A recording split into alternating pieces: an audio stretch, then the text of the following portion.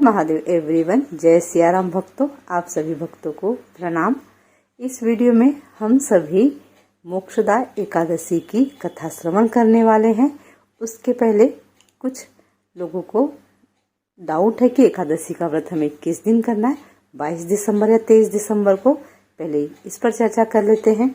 एकादशी तिथि इस वर्ष 8:16 पे 22 दिसंबर को सुबह के समय स्टार्ट हो रही है और एकादशी तिथि का अंत जो है 23 दिसंबर को 7:11 पर सुबह हो रहा है।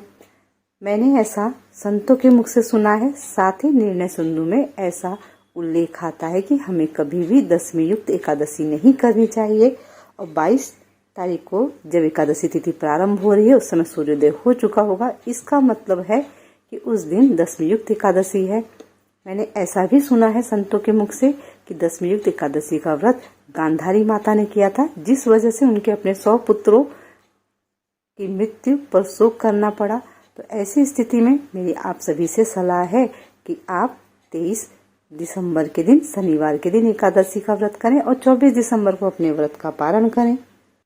आगे आपकी इच्छा, प्रभु की इच्छा।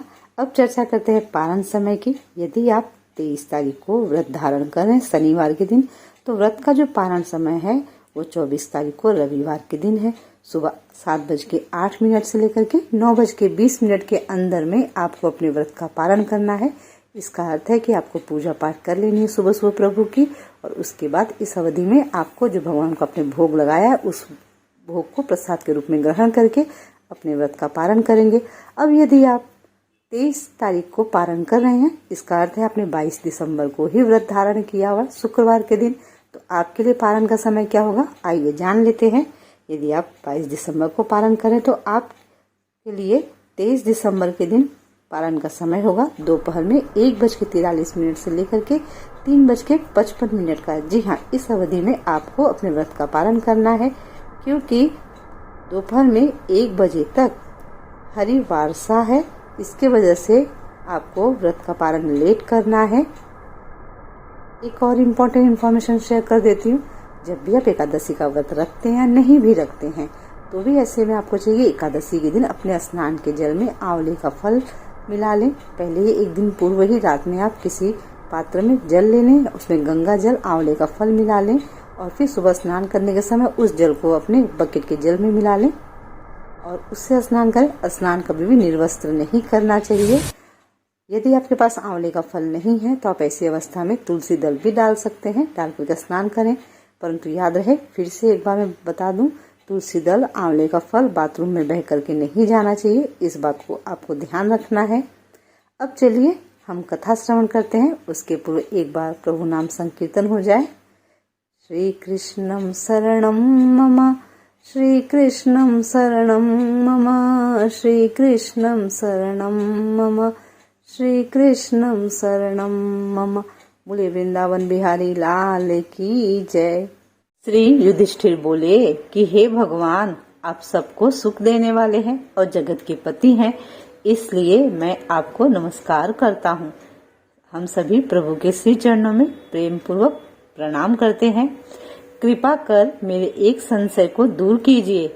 मार्गशीर्ष माह के शुक्ल पक्ष की एकादशी का क्या नाम है? उस दिन कौन से देवता की पूजा की जाती है और उसकी विधि क्या है? भगवान, मेरे इन प्रश्नों का उत्तर देकर मेरे संदेह को दूर कीजिए। भगवान श्री कृष्ण जी बोले, हे राजन, आपने अत्यंत उत्तम प्रश्न किया है। आप ध्यान पूर्वक सुनिए। मार्गशीर्ष माह के शुक्ल पक्ष की एकादशी का नाम मोक्षदा है। इस दिन श्री दामोदर भगवान की पूजा धूप, दीप, नैवेद्य आदि से भक्ति पूर्वक करनी चाहिए। अब मैं पुराणों की कथा कहता हूँ। इस एकादशी के व्रत के प्रभाव से नरक में गए हुए माता पिता, पुत्र आदि को स्वर्ग की प्राप्ति होती है। आप ध्यान पूर्वक सुनिए। प्राचीन गोकुल नगर में वैशाख माह नाम का एक राजा राज्य करता था। इसके राज्य में चारों वेदों के ज्ञाता ब्राह्मण रहते थे। रात्रि को एक दिन स्वप्न में राजा ने अपने पिता को नरक में पड़ा देखा। उसको स्वप्न का बड़ा आश्चर्य हुआ। प्रातः काल होते ही वह ब्राह्मणों के सामने अपनी सब स्वप्न कथा कहने लगे। ब्राह्मणों, रात्रि को स्वप्न में मैंने अपने पिता को नरक में पड़ा देखा। उन्होंने मुझसे कहा कि पुत्र, अब मैं नरक भोग रहा हूँ, मेरी यहाँ से मुक्ति करो। अब मैं क्या करूँ, कहाँ जाऊँ? उस दुख के कारण मेरा शरीर तप रहा है। आप लोग मुझे किसी प्रकार के तप, दान आदि को बतावें जिससे मेरे पिताजी की मुक्ति प्राप्त हो। उस उत्तम पुत्र का जीना व्यर्थ है जो अपने पिता का उद्धार न कर सके। राजा के ऐसे वचनों को सुनकर ब्राह्मण बोले, हे राजन, यहाँ से करीब ही वर्तमान, भूत, भविष्य के ज्ञाता पर्वत नाम के ऋषि का आश्रम है। आप सब बातें जाकर उनसे पूछ लीजिए, उन्हें सब बातें बताइए, वे आपको इसकी विधि बता देंगे। राजा ऐसा सुनकर मुनि के आश्रम पर गए। उस समय चारों वेदों के ज्ञाता पर्वत मुनि दूसरे ब्राह्मण के समान बैठे थे।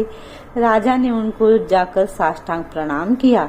पर्वत मुनि ने उनसे सांगोपांग कुशल क्षेम पूछी। तब राजा बोले, हे देवर्षि, आपकी कृपा से मेरे राज्य में सब कुशल है, परंतु मेरे मन में अशांति रहती है, उसका कुछ उपाय कीजिए।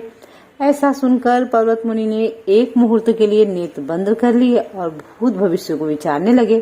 फिर बोले, हे राजन, मैंने योग बल के द्वारा तुम्हारे पिता के समस्त कुकर्मों का ज्ञान प्राप्त कर लिया है। उन्होंने पूर्व जन्म में कामातुर होकर सौत के कहने पर भी एक स्त्री को ऋतुदान मांगने पर भी नहीं दिया। उसी पाप कर्म के फल से वे तुम्हारे पिता को नरक में जाना पड़ा है। अब वो नरक में पड़े हुए हैं। तब राजा बोले, हे भगवान, मेरे पिताजी के उद्धार हेतु आप कोई उपाय बताइए। तब पर्वत ऋषि बोले कि हे राजन, मार्गशीर्ष माह के शुक्ल पक्ष में जो एकादशी होती है, उस एकादशी को आप उपवास करें और पुण्य को अपने पिता को संकल्प करके छोड़ दें। उस एकादशी के पुण्य के प्रभाव से अवश्य ही आपके पिता की मुक्ति होगी। मुनि के वचनों को सुनकर राजा अपने महल को आए और कुटुंब सहित मोक्षदा एकादशी का उपवास किया। उस उपवास के पुण्य को राजा ने अपने पिता को संकल्प करके छोड़ दिया और उस पुण्य के प्रभाव से राजा के पिता को मुक्ति मिली और स्वर्ग में जाते हुए अपने पुत्र से बोले, हे पुत्र, तेरा कल्याण हो। यह कहकर स्वर्ग को चले गए। मार्गशीर्ष माह के शुक्ल पक्ष की मोक्षदा एकादशी का जो व्रत करते हैं, उनके समस्त पाप नष्ट हो जाते हैं और अंत में स्वर्ग लोक को जाते हैं। इस व्रत से बढ़कर मोक्ष देने वाला कोई दूसरा व्रत नहीं है। इस कथा को सुनने व पढ़ने से वाजपेयी यज्ञ का फल मिलता है। बोलिए भक्तवत्सल भगवान की जय, भक्त अम्बरीश महाराज की जय, एकादशी मैया की जय, पांडु पुत्रों की जय। भक्तों, आपने यहाँ कथा श्रवण की, मोक्षदा एकादशी की। यहाँ पर कथा में उल्लेख आता है किस प्रकार राजा को स्वप्न में उसके मृतक पिता ने आके दर्शन दिए और उस अपने पुत्र से कहा कि मेरी नरक से मुक्ति कराइए। यदि आपको स्वप्न में कुछ चीजें दिखाई देती हैं तो उनका अर्थ आपको समझना चाहिए। यदि पितृ हमें दिखाई दे, पितृ हमसे कुछ मांगते हैं, तो इसका अर्थ है कि जो भी आपसे मांग रहे हैं उस वस्तु को आपको किसी ब्राह्मण को दान देना चाहिए। आप ब्राह्मण को दान देते हैं तो वो वस्तुएं आपके नरक में पड़े हुए पूर्वजों को, पितरों को प्राप्त होती हैं। एक थोड़ी सी चर्चा और हो जाए। यदि स्वप्न में भगवान के दर्शन हो, मंदिर के दर्शन, तो बहुत सुंदर स्वप्न होता है। ऐसे स्वप्न को आपको कभी भी दूसरा शेयर नहीं करना चाहिए। जी हाँ, कभी कभी अच्छे स्वप्न देखते हैं, एक्साइटमेंट में जाके सभी से बताने लगते हैं आज मुझे प्रभु के दर्शन हुए स्वप्न में। ऐसा नहीं करना चाहिए। जो भी आपको स्वप्न में अच्छे स्वप्न आते हैं उसकी चर्चा केवल आप अपने घर के बड़ों के साथ, किसी भी बड़े व्यक्ति के साथ कर सकते हैं, परंतु छोटों के साथ नहीं करनी चाहिए। इसी प्रकार से यदि आपको कोई बुरे सपने आते हैं तो आप उसकी चर्चा सभी के साथ कर सकते हैं, कोई प्रॉब्लम नहीं है। और आप सब ने बहुत सुंदर कथा सुनी होगी राजा हरिश्चंद्र की, जिनके स्वप्न में विश्वामित्र जी आए थे और उन्होंने स्वप्न में ही विश्वामित्र जी को अपना राजपाट सब दान कर दिया था। जी हाँ, यदि आप स्वप्न में कुछ दान करने का संकल्प करते हैं, आपको लगता है किसी कुछ दान दे रहे हैं, तो आपको अगले दिन जागने के बाद उस चीज को अवश्य दान करना चाहिए, क्योंकि स्वप्न में हमें बहुत बार फ्यूचर भी दिखाई देता है, हमें संकेत मिलते हैं आगे क्या करना चाहिए। तो इस बात को आप ध्यान रखेंगे। और आपने जैसा भी कथा में श्रवण किया कि एकादशी का जो भी मनुष्य मोक्षदा एकादशी की कथा सुनते हैं उन्हें वाजपेय यज्ञ करने का पुण्य प्राप्त होता है। तो ऐसे में आपको तो पुण्य प्राप्त हो ही रहा है, साथ ही अपने और भी स्वजनों के साथ इस वीडियो को जरूर शेयर करें अपने व्हाट्सएप ग्रुप में। जिन पर भी प्रभु कृपा होगी अवश्य कथा सुनेंगे, उन्हें भी वाजपेय यज्ञ का फल प्राप्त होगा, साथ ही आपको भी कुछ पुण्य की प्राप्ति होगी। तो चलिए अब मैं यहाँ पर वाणी को विश्राम दे रही हूँ प्रभु नाम संकीर्तन के साथ। हरि शरणम श्री हरि शरणम, हरि शरणम श्री हरि शरणम।